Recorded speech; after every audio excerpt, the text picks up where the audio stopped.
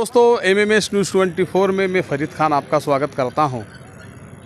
उत्तर प्रदेश की सरकार ने वहां पर एक प्रपोजल रखा, एक घोषणा की कि हर दुकानदार को अपनी शॉप के आगे उसका नाम और मोबाइल नंबर लिखना पड़ेगा।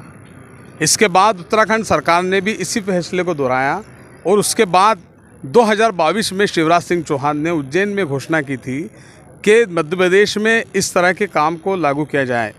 लेकिन 2022 के बाद ये बात पूरी थम सी गई थी, लेकिन फिर 2024 में मोहन सरकार में इस बात को फिर आगे रखा गया, जिस पर सभी राजनीतिक दलों ने, सभी लोगों ने अलग अलग अपनी राय रखी है। और आज हम मध्य प्रदेश के नीमच में मौजूद हैं। यहाँ पर पत्रकारों का एक बड़ा सम्मेलन हो रहा है और हमारे साथ प्रदेश के अनेक क्षेत्रों के अलग अलग पत्रकार मौजूद हैं। हमारे साथ वरिष्ठ पत्रकार शरद जोशी जी भी मौजूद हैं। सर नमस्कार। आपको हमेशा टीवी डिबेट में देखा, पत्रकार संगठनों के लिए, पत्रकारों की लड़ाई के लिए संगठन के माध्यम से आपने लड़ाई की। अभी सरकार ये जो नाम वाला एक मामला लेकर आई है, क्या कहेंगे थोड़ा आप बताएं। नहीं, वैसे एक दृष्टि से ये बहुत अच्छी बात है। कारण क्या है कि मेरा तो ये कहना है कि दुकानदार के पर ये नियम लागू हुआ है, इसी प्रकार से वाहनों पे भी ये लागू होना चाहिए, फोर व्हीलर पर विशेषकर, क्योंकि फोर व्हीलर पे ये नहीं लागू होने से पता लगता है कि गाड़ी किसकी, क्या आपको ढूंढो, तलाश करो, ये है। इसी प्रकार से मैं विषय से हट के एक बात करता हूँ। सरकार तो सब प्रकार की बातें करती है, लेकिन पत्रकारों पर जिस प्रकार से टैक्सेस लागू कर दिए गए हैं, यदि आपको विज्ञापन में कमीशन मिलता है उस पर GST लगता है, TDS लगता है। तो मैंने और विशेषकर मध्य प्रदेश श्रमजीवी पत्रकार संघ ने मांग की है कि पत्रकारों से जुड़े जितने भी संसाधन खरीदना होते हैं या पत्रकारों के जो विज्ञापन है या जो अन्य दिग्गज प्रकार की जो आवश्यकताएं होती है, उनको कर मुक्त करना चाहिए। और जिस प्रकार से फर्जी पत्रकार सारे प्रदेश में इस प्रकार फैल गए हैं, जिस प्रकार से दुकानों पे अंकुश लगाने के लिए जैसे मोबाइल का और सब पता लिखने का दुनिया भर के जो नियम बना है, सरकार नियम तो लागू कर देती है लेकिन उसको लागू नहीं करती है। अच्छा, ये नियम लागू करना और नियम को पूरी तरह से अमली जामा नहीं पहनाने की बात भी चल रही है। आप भी वरिष्ठ हैं, क्या कहेंगे आप बुरहानपुर से आए? मैं ये कहूँगा कि अगर मैं गलत नहीं हूँ तो ये शायद जो संसद में पास हुआ था, ये विधेयक 2011 में हुआ था, उसको बाद में फिर उसके बाद ठंडे बस्ते में डाल दिया गया था।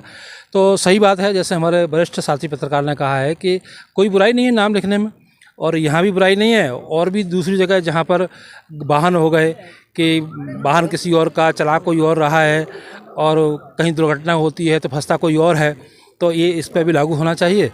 और हम सब पत्रकारों को, जो हमारे वरिष्ठ साथी ने कहा है कि वो टैक्स मुक्त होना चाहिए। जब नेता लोग टैक्स मुक्त हैं, रिटर्न नहीं भरते हैं, तो हम लोग भी क्यों देना चाहिए।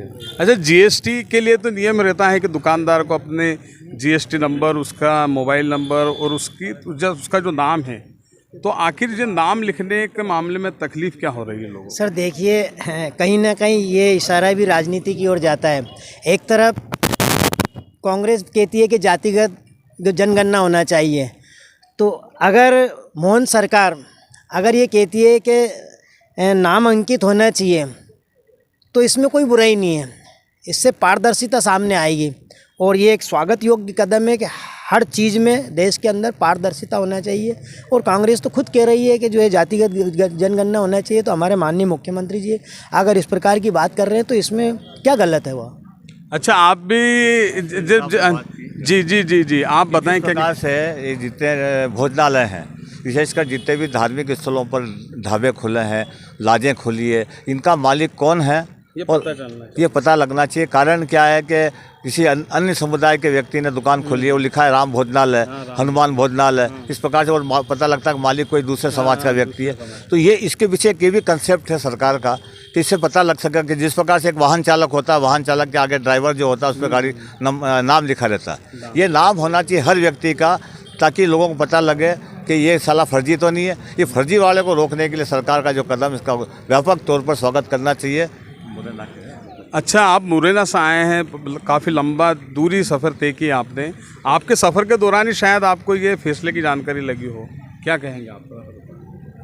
किस फैसले की जानकारी? ये जो मोहन सरकार ने जो लागू किया है, जो नाम बोर्ड पे नाम होना और मोबाइल नंबर होना, ये बिल्कुल सही बात है कि कम से कम ये पता तो चलना चाहिए कि प्रतिष्ठान का संचालक कौन है और उससे संपर्क कहाँ किया जा सकता है, और उसके संबंध में अगर कोई घटना दुर्घटना होनी अनहोनी होती है तो कम से कम तुरंत संपर्क तो किया जा सके। जैसे किसी प्रतिष्ठान में अगर रात को अनहोनी हो गई, आग लग गई या किसी और घटनाक्रम हो गया, तो वहाँ कम से कम बोर्ड पे देख के उसको सूचित तो किया जा सके, तो उस दुकानदार का ही लाभ है। और सामने देखने वाले जो आगंतुक लोग हैं, उस दुकान पे आना चाहते हैं, उनको बड़ा एक लाभ है। भाई साहब आप भी पत्रकार ही हैं? जी जी जी, जी भाई साहब ये बताएं कि अभी मोहन सरकार ने एक फैसला कल दिया है अपने रमेश बिंदवाले जी के लेटर पर कि मध्य प्रदेश में सभी दुकानदारों को अपनी दुकान के आगे अपना नाम और मोबाइल नंबर लिखना चाहिए, तो क्या सही है क्या गलत है, क्या अब देखिए ये सरकार क्यों निर्णय ले रही है, ये सरकार का आउटलुक है, मगर इससे किसी को नाम बताने में भी कोई परहेज नहीं होना चाहिए, क्योंकि जो दुकानदार है, जैसे हम लोग ही मार्केट जाते हैं तो हमें पता है कि ये हिंदू है कि मुस्लिम है, मगर ये राजनीति भी एक हिसाब से है कि नाम देता दो तो राजनीति में जो हमारे कावड़िया जा रहे हैं या हमारे जो अन्य लोग हैं वो उनसे सामान न खरीदें, मगर 80% लोगों को सब पता है कि कौन व्यक्ति, जैसे आप नीमच के हैं तो नीमच में दुकानदारों को सबको पता है कि कौन हिंदू और कौन मुस्लिम है, उससे बहुत फ़र्क नहीं पड़ना है, मगर सरकार की किरकिरी जरूर होनी है इस काम से। मुझे लगता है ये बहुत अच्छा निर्णय नहीं है। कोई कह रहे हैं कि निर्णय गलत है, तो किसी का कहना है कि ये सरकार ने सही निर्णय लिया है। वो बिल्कुल सही बात है कि 20 से 15% जो लोग होते हैं, जो बाहर के होते हैं, उन्हें जानकारी नहीं होती है कि ये किस तरह का निर्णय लिया गया है। वो लोग ही 15-20% जो लोग रहेंगे, बस वही इस पूरे निर्णय के आसपास घूमते रहेंगे। बाकी कोई भी व्यक्ति जो होता है, चाहे स्थानीय हो या बाहर का हो, उसे सब पता होता है कि हम किस चीज़ की खरीदारी कर रहे हैं और कहाँ से कर रहे हैं।